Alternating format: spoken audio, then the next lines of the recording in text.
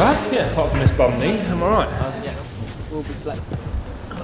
Oh, Chris, it's always great to see you and welcome you home in many respects. How does it feel to be back at Pride Park Stadium?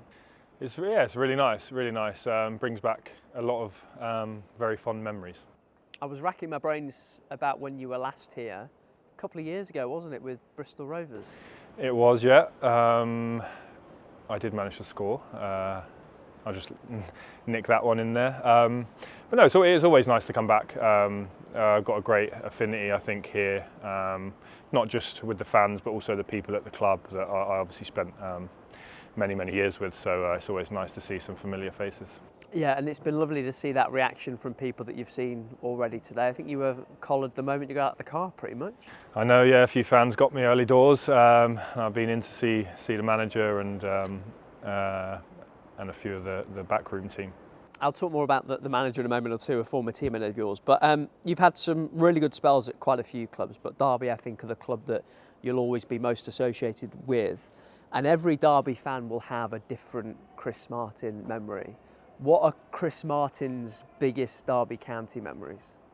I was trying to think about it actually on the way here in the car. A few of the goals or the moments. I remember Yeovil. Last minute winner, I remember the reaction to that. Forest game when we won 5-0. There's a few, I remember scoring a goal late on against Bournemouth here. That was a pretty special one. Celebrated down in that corner? I did indeed, yeah. I've done that a few times. I think the playoff semi-final against Brighton, that was a big occasion, and I remember being stood up there actually seeing all the fans on the pitch. So it's difficult to recall only a few of them when there's so many, but that's some ones that spring to mind for me. Yeah, there were a few, 76 in all, and that's good enough for 17th on the club's all-time scoring list. First man in 30 years to break into the top 20 of that. How much does that record mean to you now?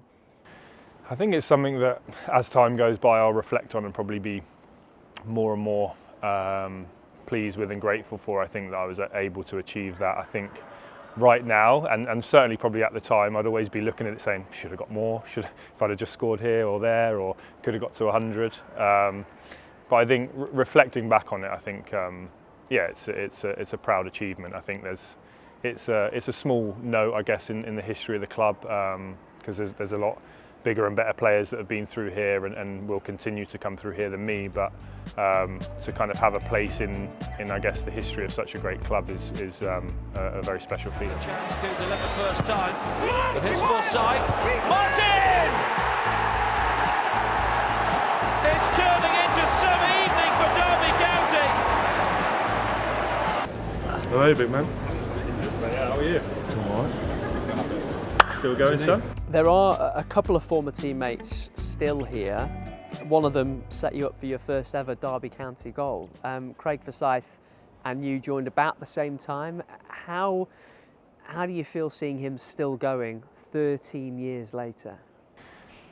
Yeah, proud of him, to be honest. It doesn't surprise me that much, to be honest with you. I think Fozzie was always an extremely top professional, looked after himself in a lot of ways and was always very fit. I guess maybe the surprise is some of the big injuries that he's had, but knowing him and kind of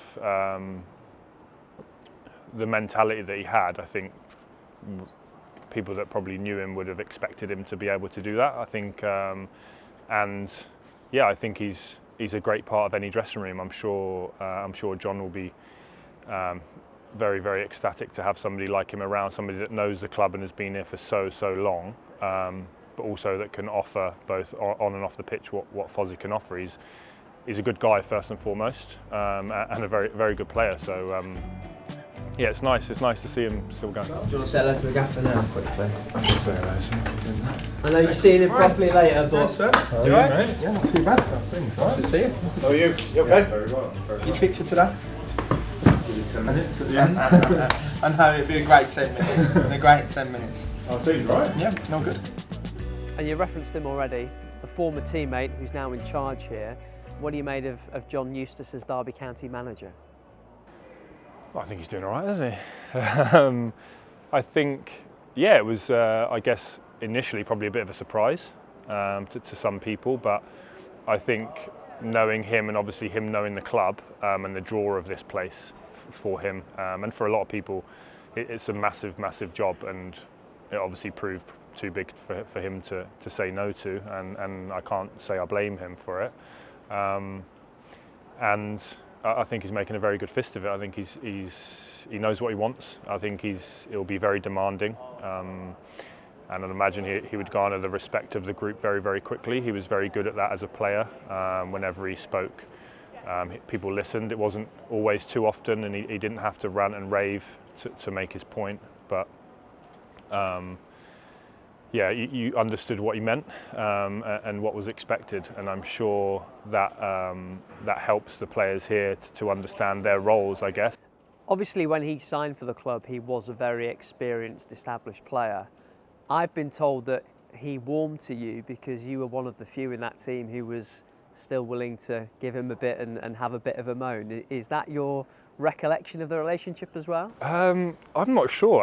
I guess you'd have to ask him that, but I'm not the shy type, that's for sure. So I'm sure many teammates of mine over the years would have said the same thing, that I don't mind a moan up, and I'm not afraid to give my opinion or to tell someone if I think that they could have done something slightly better or chose to pass to me instead of somebody else. But no, I remember having a really good relationship with John. I thought he was actually really good for me, always encouraging, always just made me feel like I could be the difference in the match winner. I remember several times him coming up, having quiet words, just me and him. And I think there was a big mutual respect between both of us. And just to finish with you've not called time on the career, hopefully, just yet. Can you sort of bring us up to speed with how you're getting on? Yeah, not just yet. Yeah, so I had a knee operation, I think it was around March time. Hasn't healed as well as what I would have liked at this stage. So still hopeful that I could make a recovery and get back to playing, but also that is tempered with the fact that it's been complicated and I've had a couple of setbacks now. So still got the drive to try and get back. I'm still working and rehabbing at the moment, going in every day, trying to do all of my work.